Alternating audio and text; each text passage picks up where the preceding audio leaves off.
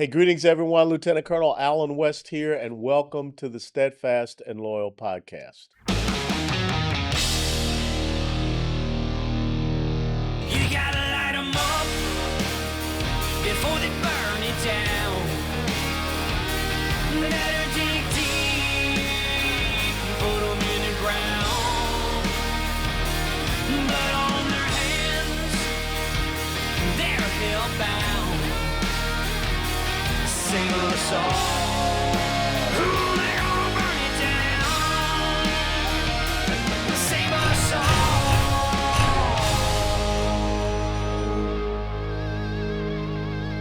before they burn it down.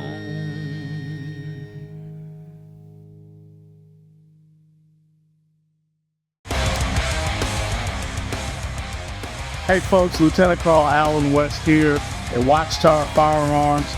This is the custom design AR-15 that was just made for me. It's got my Steadfast and Loyal logo there. On this side, you can see my signature, my master parachutist wings, of course, American flag. And I just want to tell you that you can't be a great American unless you have a great American weapon. And that's exactly what Watchtower Firearms is building. Great American weapons, all American parts, manufactured right here in the great state of Texas. And oh, by the way, let me see, where is the serial number on this one? TX1836. If you're from Texas, I think you know what that means. God bless you. God bless Watchtower. Hit, dead center. Yes.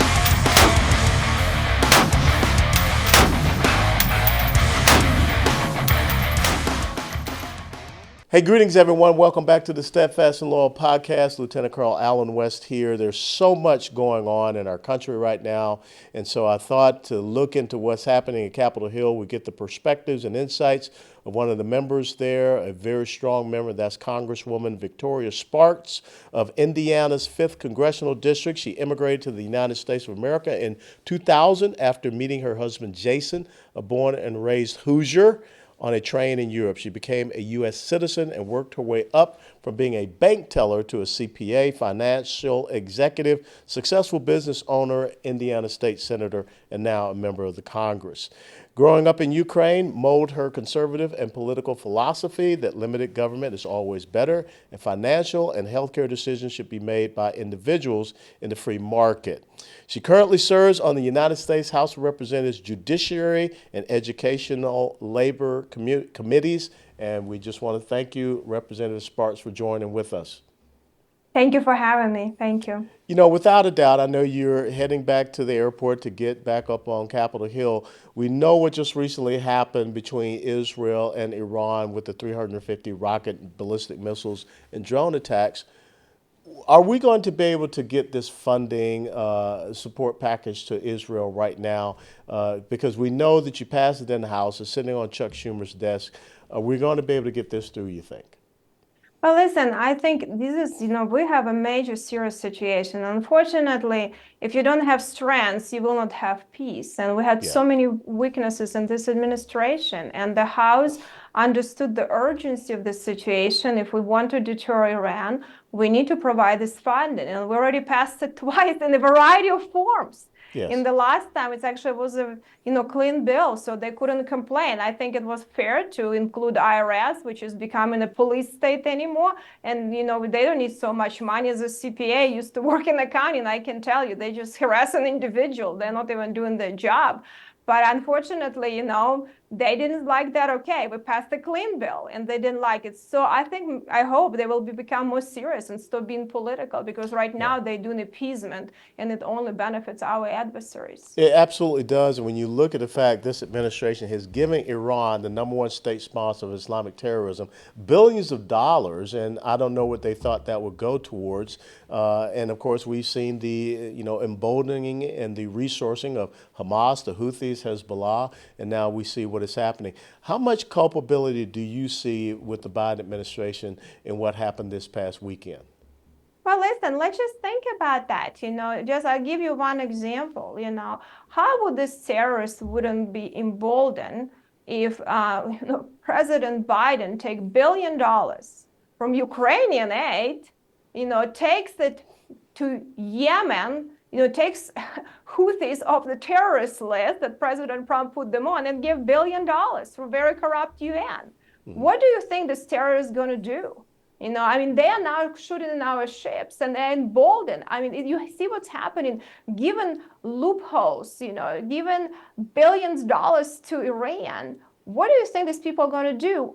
What about now Iran on the brink of getting nuclear weapon? We worry about Russia having nuclear weapon every time they wave nuclear flag and everyone gets nervous. Think about these terrorists having nuclear weapons. What is it going to do and how is it going to destabilize the whole world?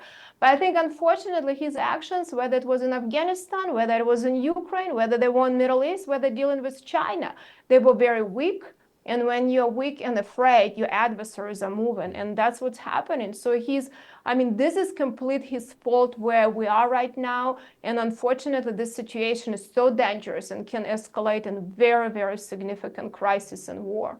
Let's talk about the Ukraine funding aspect. And this is very near and dear to your heart. And I don't think anyone has a better insight into Ukraine and what's happening there than yourself, born and raised there. We continue to hear about this funding for Ukraine. You have had some apprehensions about this blank check continuing to be written.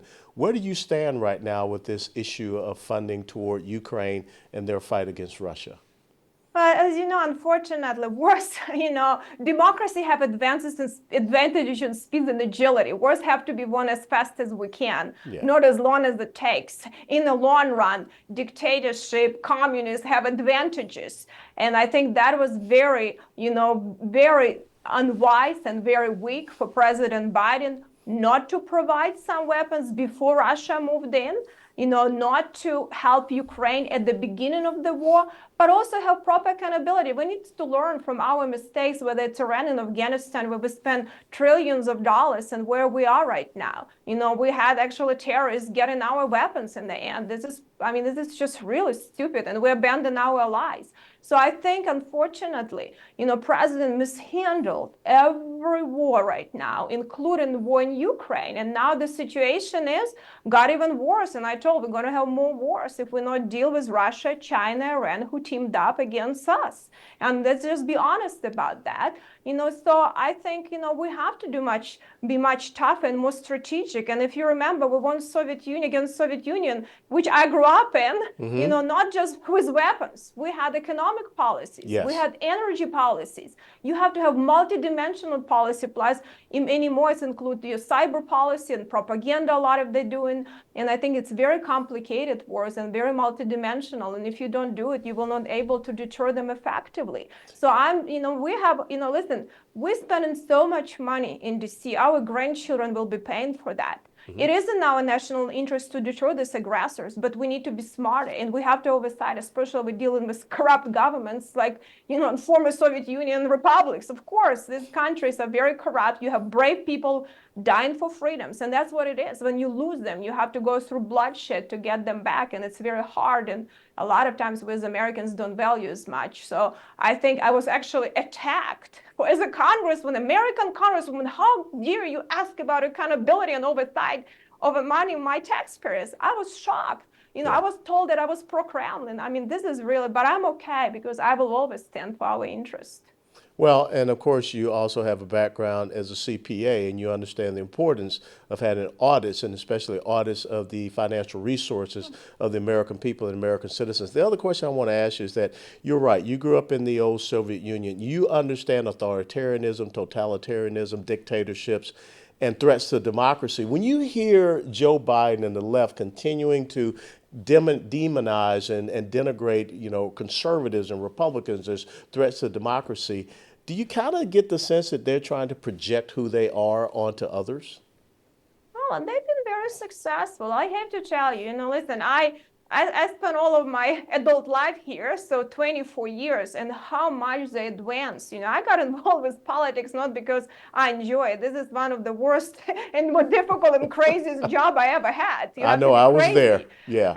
So you understand it very well, because I just got mad what's happening, and what really breaks my heart what's happening in the country and how clever, how brilliant, how brutal the other side advanced in centralizing power, how many rights Americans are losing. And what's, people don't understand all the socialists and everything sounds great. But when you run out of money, it ended up being a bloodshed. And people have to die. And we had a lot of Americans die for our freedom. So we have to appreciate what we built here. But I think it hasn't been taught very well to our children. And unfortunately, people are becoming, a lot of Americans now buying propaganda from the left. So, and Republicans haven't been as effective to fight that. We have to be much tougher, and it's all about the money. And Congress is not doing its job. We keep giving them blank checks, and if we continue doing that, they will get more emboldened. But I think it's very, becoming very tyrannical, our government. And I don't say it lightly when I call the DOJ and FBI remind me KGB. I kind of meant it. They didn't like to say, but it's sad for me to see that. And it reminds me of the East German Stasi police. I was stationed over in Europe while the wall was still up and got a chance to go to East Berlin. And so it's just amazing to me that a lot of things that you saw and experienced, and so many people from Eastern Europe that have fled and escaped, we're starting to allow to take root here. And so I'd like to close with this question. Are you concerned about the reauthorization of the Foreign Intelligence Surveillance Act, the FISA? Listen, I'm not just concerned. Unfortunately, Section 702 of FISA Act being used by FBI and DOJ as a loophole to have warrantless surveillance in violation of the First Amendment rights of Americans' searches. And also, another thing, I have illegal collection of data on Americans, and they all call it incidental and everything else, and they say we have, but no one even audits what they're retaining and how and what they're collecting. And that is a huge problem. And if we're not willing to defend rights of Americans against the police state, then, Congress, we're not worse than being in Congress, because this is one of the biggest issues. That's how police state works. You understand now how they can collect data on you. If you buy a gun and you bought a Bible, you can be on domestic terrorist list. Then they do these phishing exercises in databases and try to search and find something to you. This is the KGB tactics, and that's why we have to stop it. Unfortunately, maybe it was a good attempt after September 11th. It's been abused. We know that the FBI ran millions of queries on Americans. Now they say, we got a little bit better. Now we only have several 100,000 queries we ran on US person. Well, that makes me feel much better. But I was so disappointed that the least we could do, at least require them warrant, when they search data on US persons and Americans. And unfortunately, as you saw, it was a tie vote and it failed. And I cannot believe that. And if we're willing, to not, to let, our deep state to control people and collect data, then how we can be criticized in some other countries. I mean, this is so un-American. I was so upset about it. I'll be honest with you.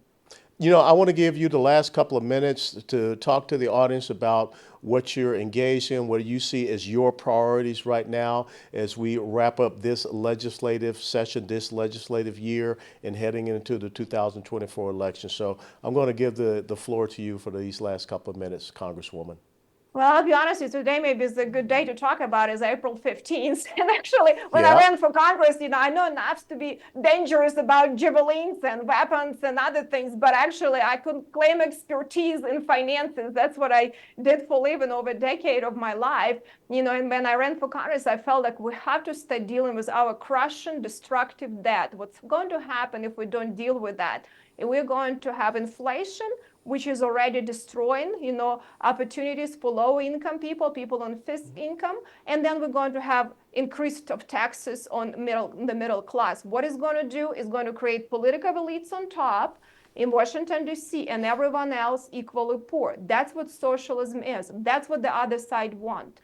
That's why I fought a lot, even with my own party, to start dealing with fiscal issue. At least have a fiscal commission to have a discussion. We're going to have debt ceiling increase at the end of this year. Do we have a plan? Are we discussing how to deal with that? Or is it going to be against different BS, scrambling, and everything else, and nothing significant is happening, all funds are going bankrupt? And one of the big ticket items, it's not very sexy, it's not that some easy to campaign on, but one of the most important things that we're not dealing with is healthcare.